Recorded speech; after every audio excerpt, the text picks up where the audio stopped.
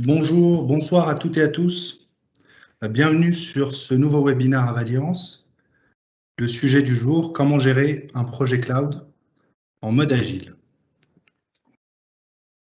Je me présente, Faisal Bougajdi, donc consultant infra et cloud chez Avaliance depuis 2013. Ça commence à faire un bout de temps. Et je suis accompagné de mon célèbre acolyte Amine. Bonjour Amine. Bonjour à tous et bienvenue à ce nouveau webinaire Avaliance. Donc, je suis Aminité, consultant manager chez Avaliance. Alors, j'occupe ce poste je suis avec Avaliance depuis 2014 et je vais animer aujourd'hui ce webinaire avec mon cher collègue Faisal. Merci Amine. Alors, on va passer au sommaire tout de suite. Donc, le sommaire de ce soir, pour ce webinaire, on va parler de l'agilité en 2 mots, peut-être un petit peu plus. On va parler d'un contexte client particulier, du cycle de vie projet chez ce client, d'un use case particulier, de la valeur ajoutée qu'on estime voir apparaître de ce fonctionnement. Et puis, on se laissera un petit peu de temps pour faire une petite séance de questions-réponses. On va essayer de dérouler ce webinaire sur à peu près une demi-heure, une grosse demi-heure. On espère se laisser entre 10 et 15 minutes pour les questions-réponses. L'agilité en 2 mots. Donc l'agilité, ça part du manifeste agile. Je pense que vous en avez entendu parler. D'ailleurs, c'est plus un rappel en fait sur l'agilité parce que Avaliance a déjà fait un webinaire sur l'agilité.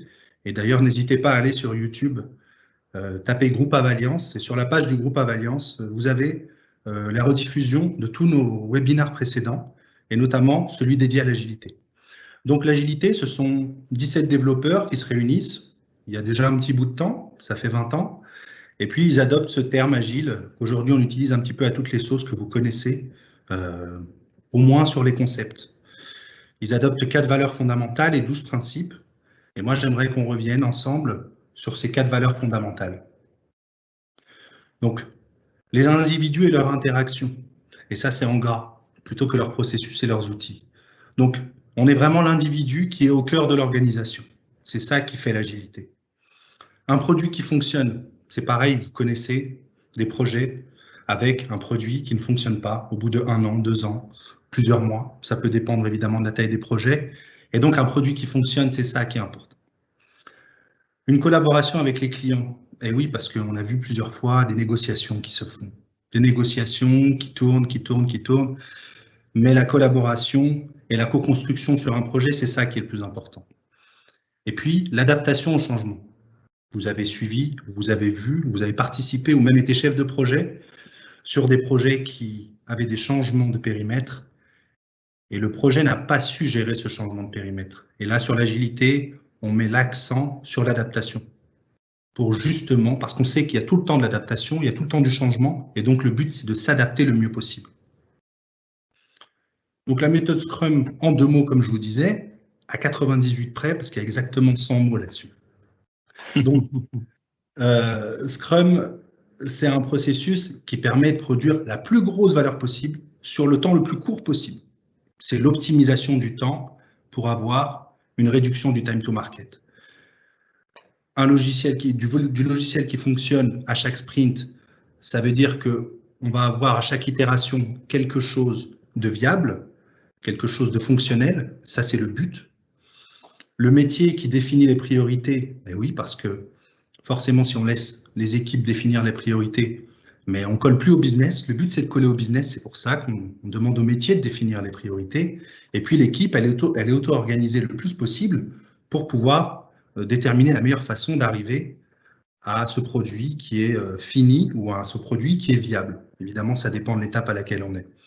Puis à chaque fin de sprint, le but c'est de faire une démo, de démontrer, de voir ce qui fonctionne, de voir ce qui n'a pas fonctionné aussi, parce qu'on n'est pas dans le monde des bisounours. Des fois, il y a des choses qui ne fonctionnent pas et on veut savoir pourquoi ça n'a pas fonctionné, quel écueil on a pu avoir et puis qu'est-ce qu'on a pu en retirer, parce que le but c'est l'expérience.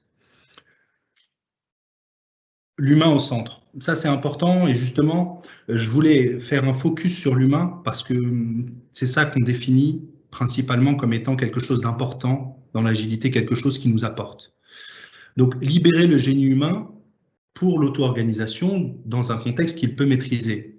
Ça veut dire qu'à un moment donné, on va avoir une autogestion qui est importante et on ne va pas intégrer les équipes dans un carcan de process, de processus, de procédures qui font que elles se sentent bridées. Donc, il faut libérer. Il faut laisser les personnes faire. Il faut lâcher prise aussi. Ça, c'est une phrase plus pour les managers, de lâcher prise pour que les équipes donnent le meilleur d'elles-mêmes à chaque moment et se sentent impliquées et veulent travailler et continuer à avoir un rythme de travail qui soit intéressant. Ça, c'est le but. La global picture, ça, je vous le montre plus pour savoir de quelle manière se déroule un sprint. C'est évidemment un rappel. Je sais que la plupart d'entre vous sont conscients de comment fonctionne la méthode Scrum, mais je préfère faire un rappel. On a un product backlog qui définit les fonctionnalités qu'on veut voir apparaître et qu'on veut développer et consommer. Et lors d'un sprint planning meeting, on va faire en sorte d'avoir un sprint backlog. Donc, ce product backlog, on va en tirer des user stories qui vont arriver sur ce sprint backlog, qui va être ce qu'on va produire durant ce sprint, qui peut durer de 1 à 4 semaines, comme vous le voyez sur la figure. Et toutes les 24 heures, on a l'équipe Scrum qui va se réunir pour savoir où en est chacun, comment les choses ont avancé, qu'est-ce qui bloque, quels sont les problèmes. Le but n'est pas de résoudre les problèmes en daily Scrum, on est d'accord.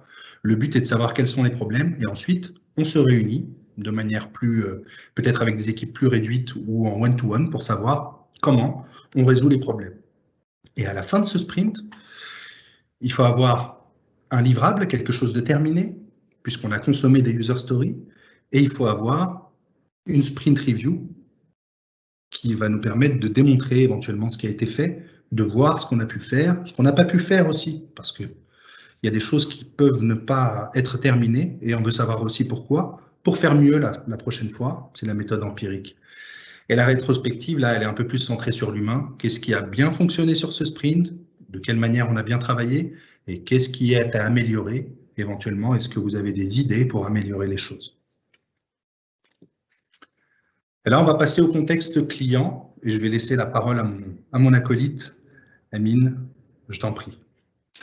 Merci Faisal. Alors c'est vrai que l'agile, on ne le rappellera jamais assez. En fait, les concepts agiles, on ne les rappellera jamais assez. Et c'est vraiment important dans le cadre de ce webinaire aujourd'hui, puisqu'on en aura besoin. Et on aura besoin aussi de partager tout à l'heure un cas réel, mais pour vraiment pouvoir le partager et vous mettre dans le bain, il est important aussi de rappeler le contexte client et comment le client est arrivé après réflexion à adopter cette méthodologie agile. Donc là, ce qu'on va voir dans le prochain slide, c'est comment on gérait les projets et via quelle méthodologie avant l'arrivée de l'agile. Donc, la méthodologie ou les méthodologies, tout ce qui est de plus standard, donc on parle du cycle en V, le référentiel PM Book, donc rien de bien particulier. Ensuite, en type de projet, on avait des projets de différentes typologies, des networks. Donc, ça, si tu peux juste ramener la prochaine animation, voilà, donc des projets network d'interconnectivité data center, des projets de déménagement de data center, d'infrastructure, d'upgrade OS, aussi un peu de projets cloud AWS au travers d'un prestataire qui lui s'occupait de toute la partie technique, il était staffé, il avait les équipes techniques pour, etc. Donc après, en termes d'outillage, on ne ressentait pas forcément à l'époque le besoin de s'outiller pour la gestion de projet, pour les chefs de projet. Donc un Excel où il y avait des templates pour traiter des plannings ou des suivi budgétaire était largement suffisant. Et pour le stockage des données, des inputs projets, on avait SharePoint pour faire cela. Alors, ensuite, derrière, la question qui s'est posée, c'est on veut aller dans le cloud, on fait comment? Donc, le client a décidé d'adopter la stratégie Cloud First. L'idée derrière était de réduire au maximum l'empreinte data center dans le monde. C'est-à-dire qu'on allait migrer littéralement toutes les applications de ce client du data center vers le cloud. Donc, s'en est suivi derrière une signature d'un contrat Enterprise Agreement avec Microsoft. Et là, je vous invite vraiment à lire de la documentation officielle de Microsoft par rapport à ce que c'est qu'un Enterprise Agreement. Alors, même si ce n'est pas aujourd'hui le sujet de notre webinaire, mais ça permet quand même de comprendre les avantages liés aux EA avec Microsoft, les prix avantageux qu'on pourrait éventuellement avoir par rapport aux prix publics, les supports 24/7, etc. Donc, beaucoup d'aspects importants à savoir. Et puis ensuite, le client a finalement décidé c'est de prendre les choses en main lui-même et de se staffer avec des équipes techniques, des experts. Donc, on part de chefs de projet cloud, on part d'architectes cloud et d'ingénieurs cloud aussi, et des ingénieurs DevOps. Donc, l'idée, c'est, alors, tout ça, c'est bien, avoir une équipe qui fait tout ça, qui essaie de traduire cette stratégie sur le terrain, mais c'est bien. Comment on va organiser tout ça? Donc, on a commencé à se poser beaucoup de questions. Quelle organisation mettre en place? Quels sont les rôles et responsabilités de chacun des équipes? Quel process et bridge mettre en place en inter-équipe et en intra-équipe, parce qu'on sera aussi amené à travailler avec d'autres équipes. Je pense notamment à l'équipe sécurité, à l'équipe network, à l'équipe identité, et aussi comment identifier les quick wins, les premières applications prêtes à migrer dans le cloud et assurer le time to market légendaire prôné par le cloud computing. Donc tout ça dans le cadre de cette question qui est comment être efficient, comment, avec les moyens qu'on met à notre disposition, atteindre les objectifs fixés par la direction. Donc, derrière, on a trouvé beaucoup de réponses dans la méthode agile. Et là, vous allez être surpris de voir que sur la partie méthodologie, on a rajouté l'agile ou le Scrum avec le cycle en V et le PM Book. Alors, les premières questions, je les vois venir, c'est comment on peut faire cohabiter le cycle en V avec l'agile Scrum qui viennent de deux cultures complètement différentes. Donc, ça va être le sujet justement du cas réel qu'on va voir tout à l'heure dans ce qui va être à peu près une méthodologie de gestion de projet hybride. Alors, ensuite, les types de projets, bah forcément, pour respecter la stratégie de l'entreprise, c'était clairement que des projets cloud, alors que ce soit des applications existantes qui doivent migrer vers le cloud ou même des nouvelles initiatives, de nouvelles applications qui seraient directement cloud native ou born in the cloud, c'est-à-dire directement hébergées dans le cloud, de Azure notamment. Alors ensuite, en termes d'outillage, on s'est outillé avec des outils Microsoft, notamment Azure DevOps, MS Project ou Dynamics 365 pour différentes raisons. Alors soit pour faire des plannings, faire les suivis budgétaires et puis faire le suivi régulier et avoir un backlog à suivre constamment par les chefs de projet. Alors tout ça, c'est très intéressant, mais derrière, comment concrètement dans le cycle de vie projet, un chef de projet pourrait éventuellement se retrouver dans cette organisation hybride et hétérogène. Donc, ça va être le sujet du prochain chapitre qui va être animé par Faisal. Faisal, je te donne la main. Merci, Amine. Alors, le cycle de vie projet. Dans l'organisation, forcément, on a les deux méthodes, on en a même trois, mais on en a deux qu'on connaît bien. On a l'agile, avec les équipes qu'on connaît, une dev team, une équipe de développement, un product owner, et puis un scrum master, l'orchestrateur, ou un coach, ça dépend. En cycle en V, on a des chefs de projet, hein, c'est le but, des ingénieurs, des architectes, des techniques, un peu de tout, et puis des managers, des top managers, des managers, middle managers, un petit peu de tout. Et puis on mélange un petit peu sur notre project team de destination, j'aimerais dire. On a des équipes d'archi, des équipes de DevOps, d'autres équipes. On a un rôle un peu hybride entre project manager et product owner. Et puis on a le Scrum Master qui est là, qu'on a pris de l'agilité, et puis les leads et managers qu'on a pris des autres méthodes. Pour les équipes techniques, donc le cycle en V, architecte et ingénieur, sur l'agilité, on a la dev team. On mélange un petit peu et dans la réalité, on a une équipe d'architectes, pour l'équipe projet en tout cas, et puis une équipe DevOps qui va être chargée notamment de builder, de faire de l'intégration continue. En entrée-sortie, ce qu'on a en fait, on va avoir deux sprints qui sont en cascade, qui ne sont pas forcément en parallèle. On a un sprint pour les architectes, un sprint pour les DevOps. Ça va permettre en fait à chaque action terminée de l'un de pouvoir passer à l'autre et inversement, dans le cycle de vie du projet, c'est nécessaire. Et du coup, il y a des user stories pour le design et des user stories pour le build. Dans le cadre de la coordination, on a un project manager d'un côté et on a un product owner de l'autre.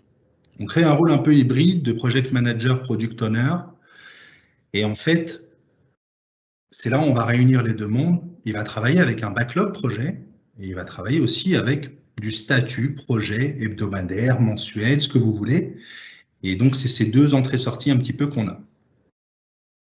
Pour le management, en cycle en V, on a des managers, c'est assez classique. En agilité, on a des équipes auto-organisées et un Scrum Master qui est là pour orchestrer et pour coacher. Dans la réalité, on a ce Scrum Master qui est là avec nous, qui va nous aider à organiser les sprints. On a des leads pour chaque équipe, l'équipe d'architectes, l'équipe DevOps. Et puis on a les managers, ils sont toujours là. On ne peut pas s'en passer des managers.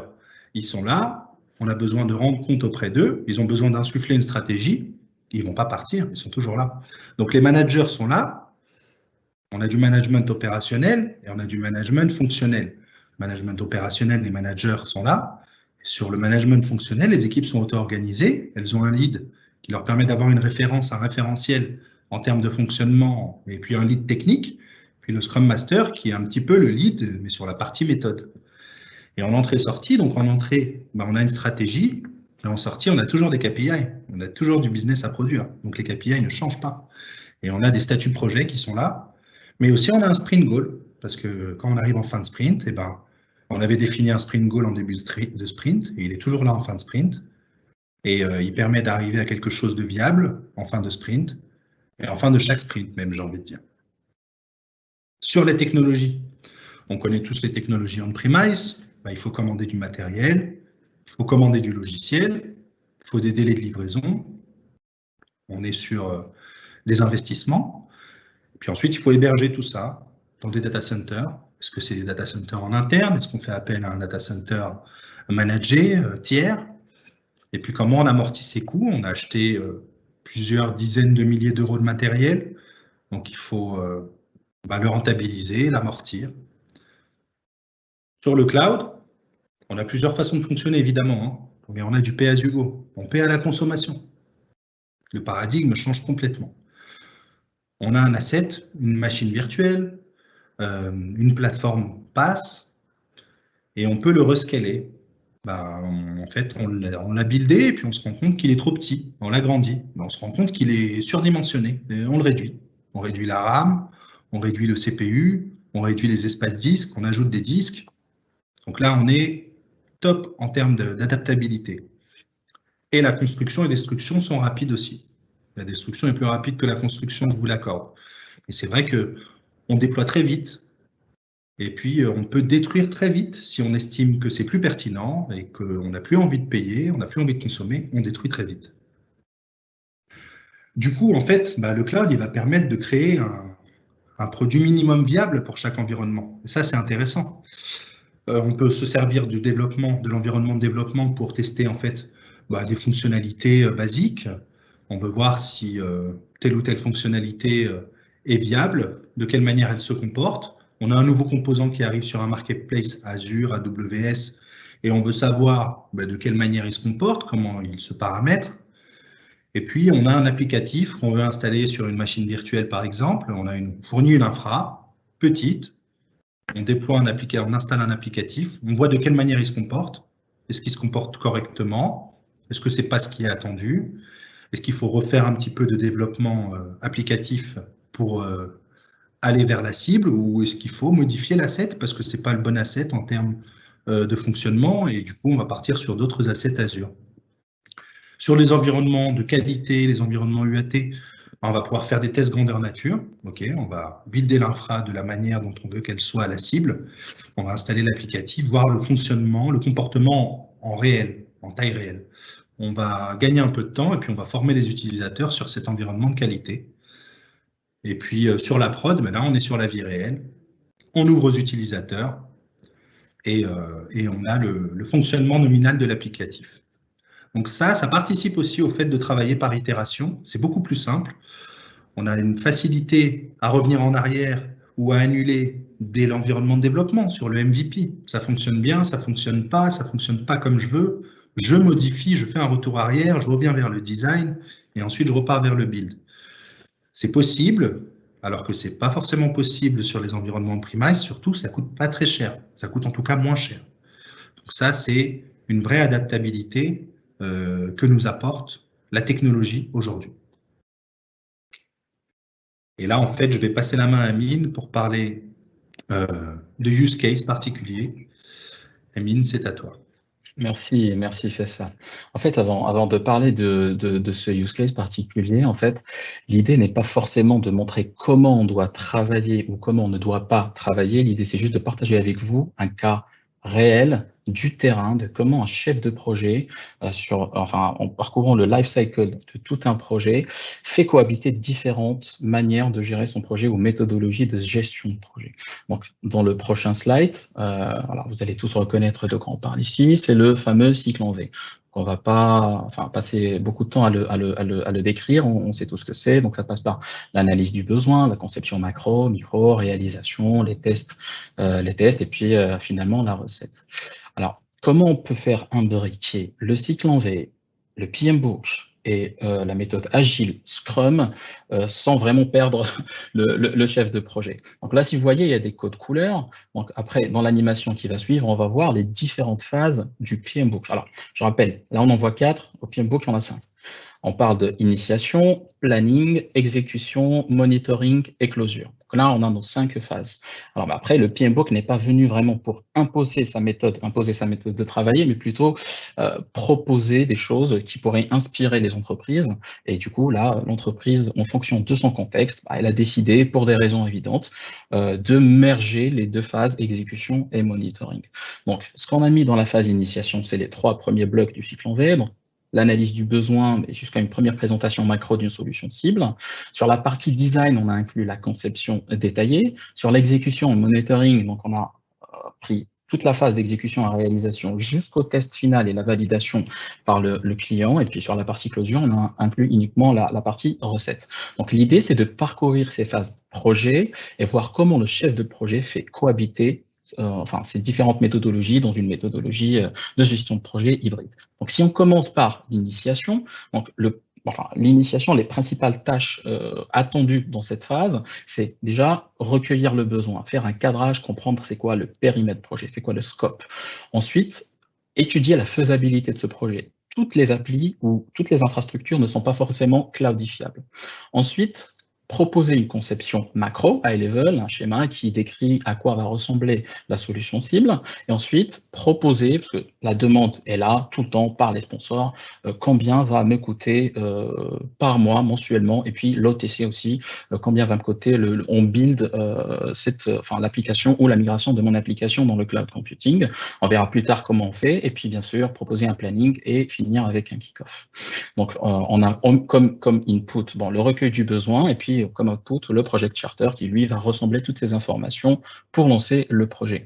Alors, en agile, comment cela se traduit? Alors tout à l'heure, Faisal nous a expliqué les différentes cérémonies agiles. Donc la première chose en initiation que fait le chef de projet, c'est déjà la création d'une fiche projet dans Azure DevOps. Donc on a customisé une fiche projet de telle sorte à ce qu'on puisse regrouper un maximum d'informations projet. Le nom du projet, la date de démarrage, la date prévue de fin en fonction du planning, les updates hebdomadaires, etc., etc. Enfin, c'est une fiche qui nous permet de récupérer un maximum d'informations, de les avoir tous consolidées au même endroit.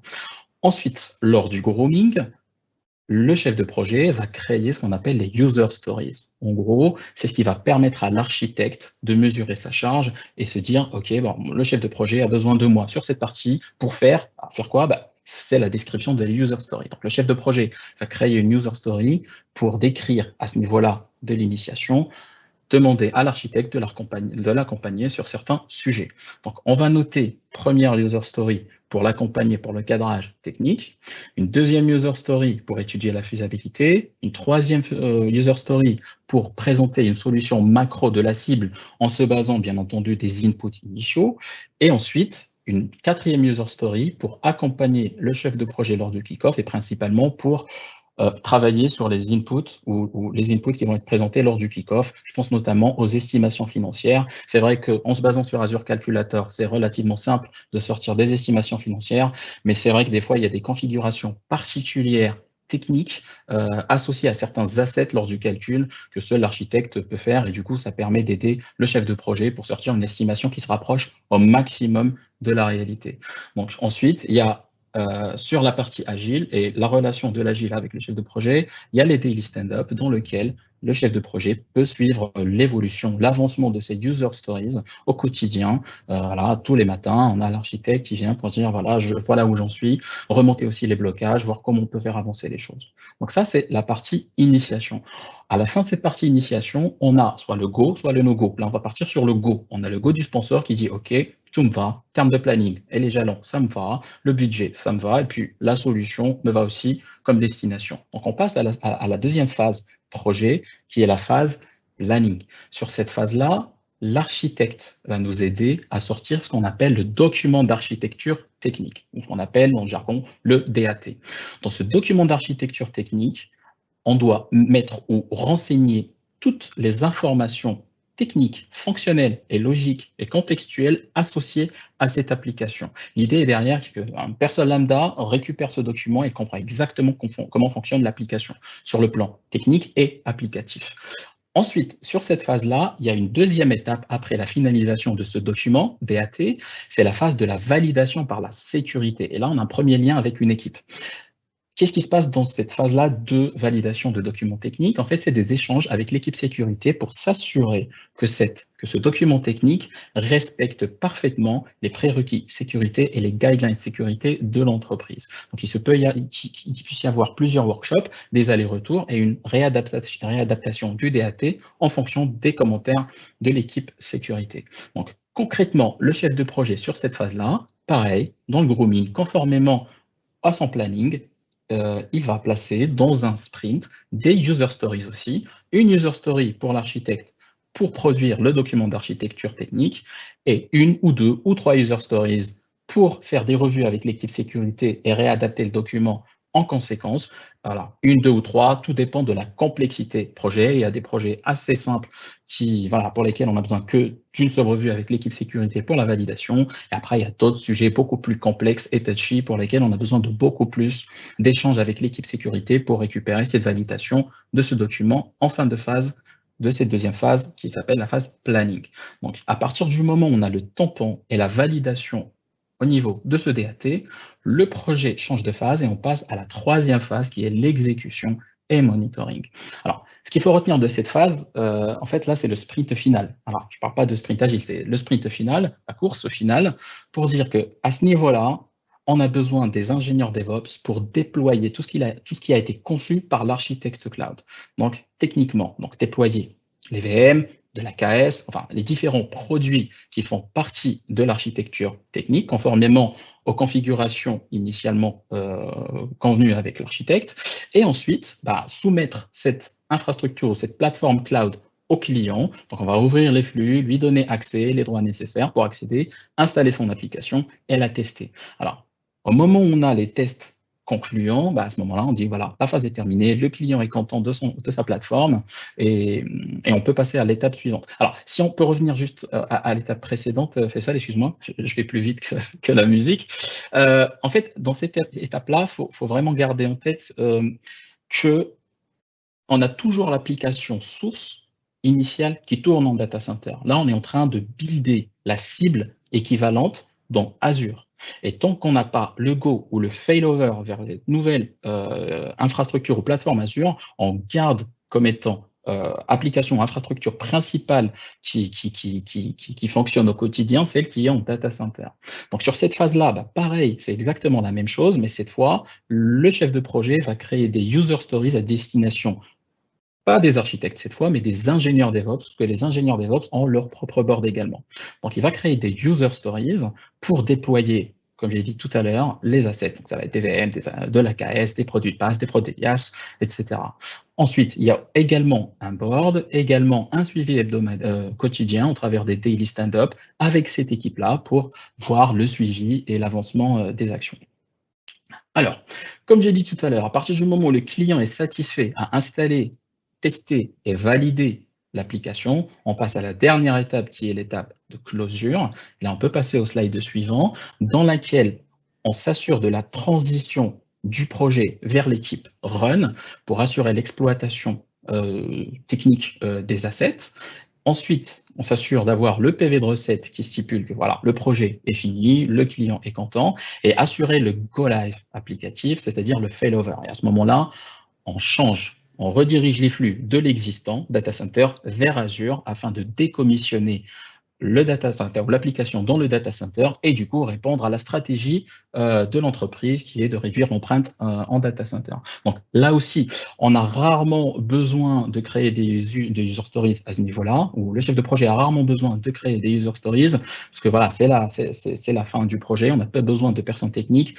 Néanmoins, on essaie quand même d'être préventif et de créer des user stories j'aime pas appeler support parce que l'équipe n'est pas une équipe à vocation à faire du run, mais c'est plus des user stories d'accompagnement pour assister le client ou le requester pour la prise en main, pour tester, pour s'assurer que tout fonctionne convenablement, etc. Ça se trouve, des fois, on n'utilise même pas cette user story, on requalifie, on repriorise, on la remplace par une autre, mais au moins, elle a le mérite d'exister au cas où, si jamais on a des problèmes ou autres. Donc, tout ça, c'est bien. Le chef de projet va faire de l'agilité. Enfin, c'est sa relation aujourd'hui avec l'agilité au quotidien.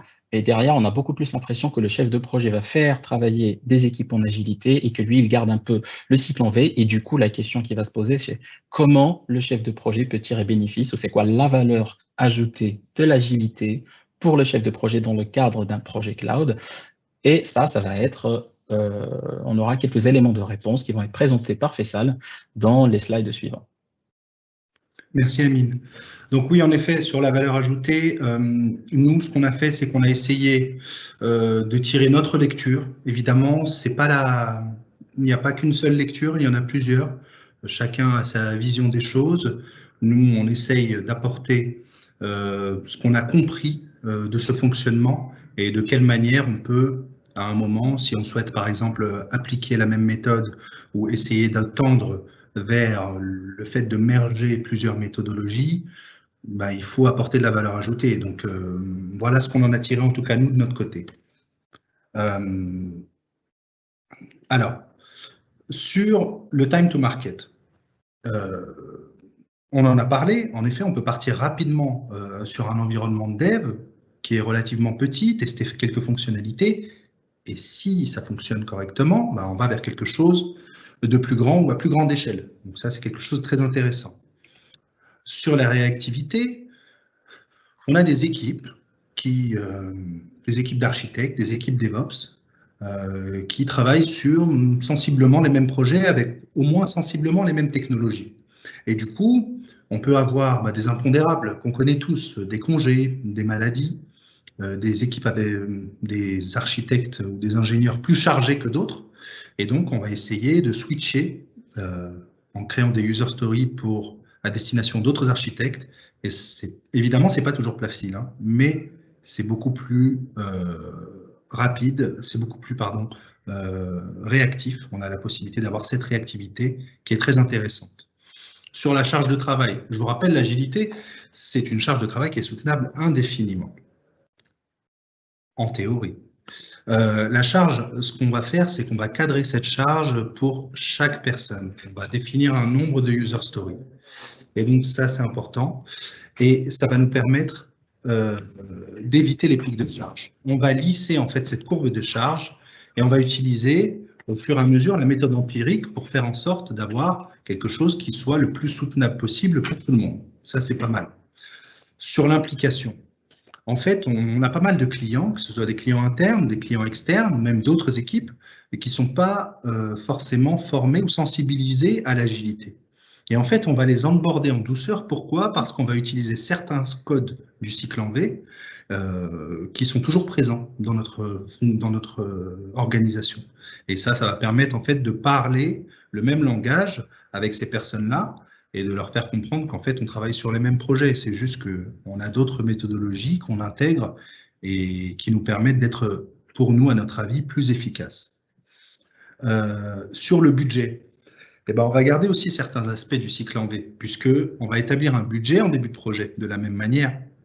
Et du coup, les métiers travaillent souvent sur des budgets prévisionnels. Ça va permettre de continuer à les impliquer. On ne va pas changer leur façon de faire du jour au lendemain. Ça, c'est important. Et puis, le dernier point, qui est pour moi un des plus importants, c'est sur l'humain.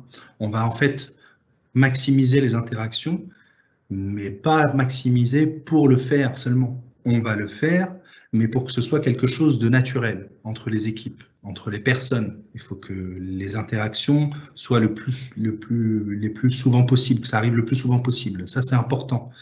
Les nouveaux arrivants, on va les onboarder plus simplement puisqu'on maximise les interactions.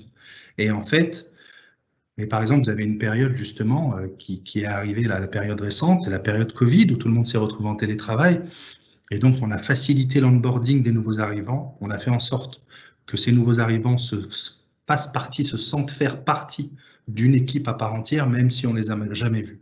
Donc ça, c'est vraiment quelque chose de très intéressant et c'est quelque chose qui nous tient à cœur, en tout cas, qu'on a trouvé, qui nous apporte en fait beaucoup de valeur ajoutée sur l'humain. Ça, c'est clair. Et du coup, le but, c'est justement d'apporter sur cette valeur ajoutée le meilleur des deux mondes. Et donc, vous n'avez pas forcément le choix entre la pilule bleue et la pilule rouge, mais vous pouvez croquer un peu des deux, ce qui est pas mal.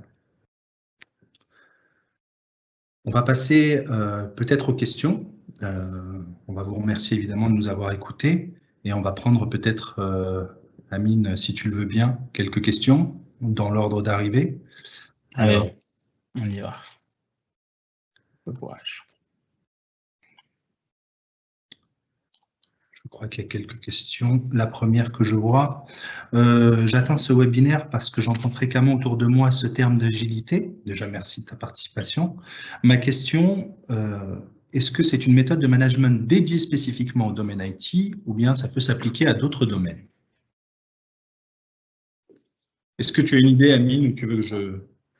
Vas-y. Alors, moi, de ce que je sais de l'agilité, c'est que ça a été principalement fait pour des sujets informatiques, en gros, et de développement. Vas-y, je te laisse développer si tu as plus. En fait, sur l'agilité, on va avoir d'autres frameworks que le framework Scrum qui vont nous permettre en fait d'apporter une dose d'agilité dans d'autres strates de l'entreprise que la strate IT, pure IT. On va avoir l'agile à l'échelle. On a entendu parler de SAFe. En fait, ça permet de déployer une culture de l'agilité sur toutes les strates, que ce soit du management et en descendant jusqu'aux développeurs. Donc ça, c'est quelque chose qui se fait. D'ailleurs, Avaliance propose notamment un cursus de formation SAFe et n'hésitez pas à revenir vers nous pour avoir de plus amples informations. Super. Alors, je lis une autre question. Quelle est la durée? Donc, José, merci José de ta participation. Alors, quelle est la durée de vos sprints? Quelles sont les différentes durées de sprint que vous avez essayées? Alors, aujourd'hui, on a une durée de sprint de 15 jours. C'est vrai qu'initialement, on tâtonnait, on essayait différentes périodes. Alors, une semaine, c'était pas du tout suffisant, parce qu'au final, on se retrouvait avec des user stories pas complétées. Parce que la charge associée à chaque user stories, compte tenu des différents projets qu'on gère, ne peuvent pas tous être livrés au bout d'une semaine. Et du coup, ça crée une frustration chez les équipes techniques, une sorte d'urgence alors qu'il n'y a pas, un ressenti d'urgence alors qu'il n'y a pas d'urgence. Donc, ce qu'on a fait, c'est qu'on a étalé sur 15 jours afin d'avoir à la fin des inputs et pas des bouts du user stories finalisés et d'autres à reporter au prochain sprint. Mais voilà, en fait, c'est en testant qu'on apprend et on s'est retrouvé on a trouvé que 15 jours était convenable et puis on a commencé à sortir des inputs effectivement et engager des user stories en début de sprint qui étaient complétés en fin de sprint après 15 jours. Et du coup, ça, c'est très important aussi de savoir parce que le chef de projet, il prend ça aussi en compte lors de l'élaboration de son planning. Un planning dans lequel on sait que les actions engagées auprès d'un architecte ou d'un ingénieur DevOps qui vont se terminer au bout de 15 jours, eh ben voilà, on va prendre en considération cette durée-là et la rajouter dans le planning et adapter en conséquence. Voilà, bon, j'espère avoir répondu à la question. Alors, est-ce qu'il y en a d'autres? Alors oui, comment un manager peut s'assurer du bon déroulement d'un projet agile? On était sur la même, il m'a fait sourire, vas-y. Alors, du coup, je pense qu'on a un petit peu abordé le sujet. En fait, un manager va s'appuyer sur des KPI, des métriques. Et donc, ces métriques, elles peuvent être diverses. On a des métriques sur l'avancement du projet. Ce sont des métriques assez classiques du cycle en V. À quel pourcentage on en est, de quelle phase, de quel chantier ou de quelle sous-tâche du projet. Donc, on va avoir plutôt une global picture, quel est l'avancement, le pourcentage d'avancement du projet. Et puis, en fait, en fin de sprint, on va avoir les user stories qui sont complétées. Est-ce qu'elles sont complétées? Elles ont été consommées correctement et ce qui a été demandé au début a bien été livré à la fin? Ou alors on arrive sur un projet agile qui est décomposé en user story où il y a un certain nombre de user stories qui fail, entre guillemets, qui n'arrivent pas à leur fin. Il faut savoir pourquoi. Et donc, ce sont un petit peu les deux méthodes qui permettent de savoir que le projet agile se déroule correctement ou si il est éventuellement problématique en termes d'avancement. Effectivement. Alors, si je peux me permettre aussi de compléter ta réponse, Faisal, en fait, l'idée ou la culture agile, elle vient surtout pour responsabiliser en fait les équipes et qu'il n'y ait plus de hiérarchie. Mais je comprends parfaitement le sens de la question, c'est que si ce sens ou cette notion de hiérarchie disparaît, comment moi, en tant que manager, enfin, j'arrive à m'assurer que le projet suit convenablement son cours. Donc, encore une fois, toutes les méthodologies de projet ne sont pas là pour être exécutées telles quelles. L'idée, c'est de l'adapter. Une façon de l'adapter et de donner quand même une visibilité convenable au manager, c'est justement ce qu'on a fait sur Azure DevOps. Donc, on a créé des fiches projets dans lesquelles il y a des suivis hebdomadaires, des mises à jour hebdomadaires et des alertes aussi avec des triggers qui permettent de renvoyer des alertes, etc., pour permettre au manager d'avoir les informations en temps réel au niveau des projets. Il y a un champ qui s'appelle risque, un booléen qui s'appelle risque. Dès que ce booléen, par exemple, il est activé, il passe de false à true, l'alerte, elle part. Voilà, le manager, il sait qu'il y a un problème par rapport à ce sujet, ou tout simplement, la personne ou le chef de projet va escalader pour dire attention, le projet est en difficulté et autres. L'autre façon aussi pour le manager de s'assurer que tout se passe convenablement, c'est d'assister aux daily qui sont ouverts à tout le monde. Et dans ces daily-là, le but, c'est juste ne pas juste dire que tout se passe bien, non, mais c'est aussi de remonter les problèmes, mais ça permet aussi à tout le monde d'être présent au même meeting, justement pour chercher des moyens de débloquer des situations. Donc, il y a différentes façons pour un manager de suivre l'avancement des projets, un projet particulier s'il est en haute visibilité, et de engager les actions nécessaires justement pour débloquer des situations.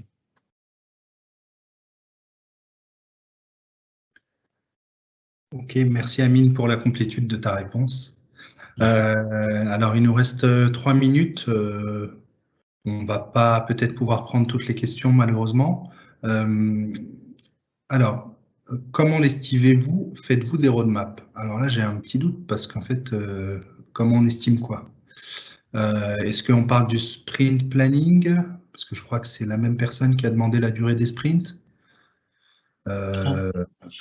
J'essaie de... Alors, elle est où la question?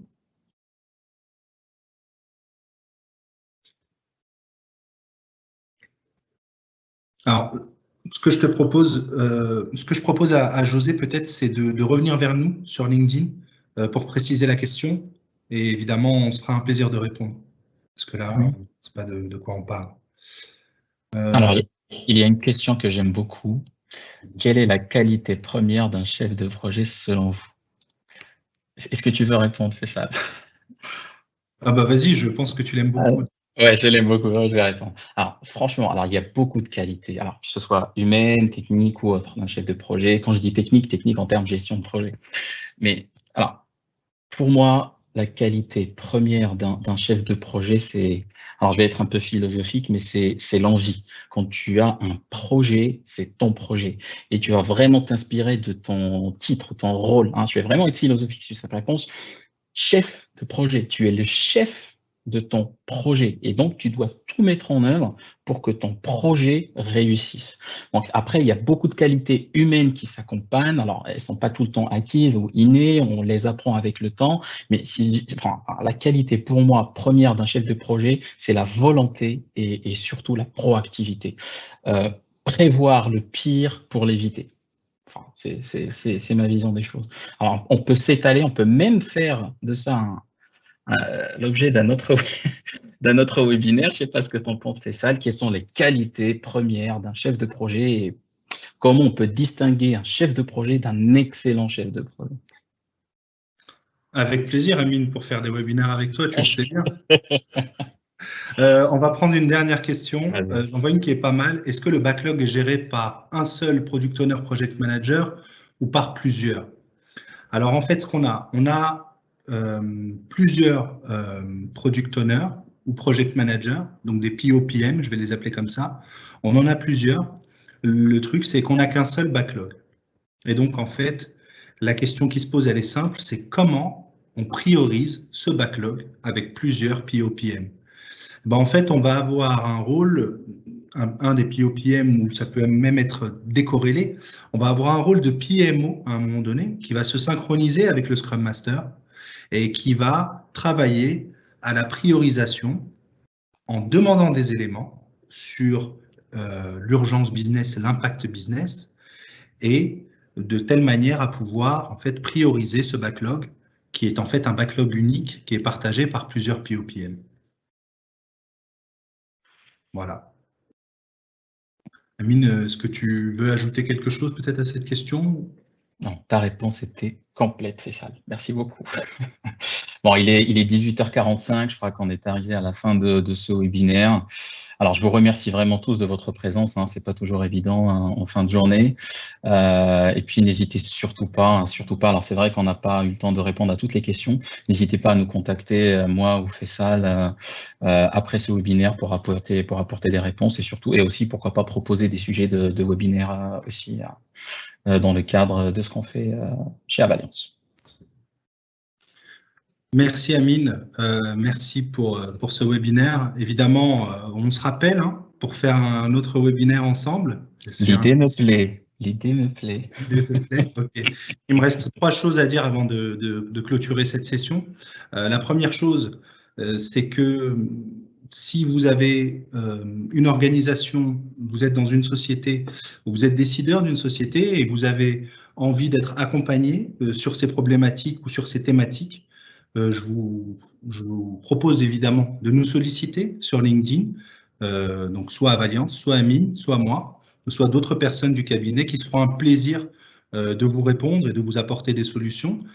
Le deuxième point, c'est que Avaliance, c'est aussi une académie, donc on a des formations qu'on est susceptible de vous dispenser et qui sont susceptibles de vous intéresser. Donc, n'hésitez pas aussi à venir vers nous sur LinkedIn pour connaître les programmes de formation et les modules qui sont dispensés. Et puis, le troisième point, c'est que tous ces webinaires, vous allez les retrouver sur YouTube. Donc, n'hésitez pas à taper Groupe Avaliance sur YouTube et retrouver l'ensemble de nos webinaires. Et bientôt, sous quelques jours, vous retrouverez aussi ce webinaire. Et donc, il me reste à vous remercier pour votre participation et puis pour votre disponibilité et à vous souhaiter une excellente soirée en espérant le retour du soleil, notamment à Paris, n'est-ce pas, Amine? Oui. J'ai hâte. Merci beaucoup. Alors, merci beaucoup, merci à tous. Bonne soirée.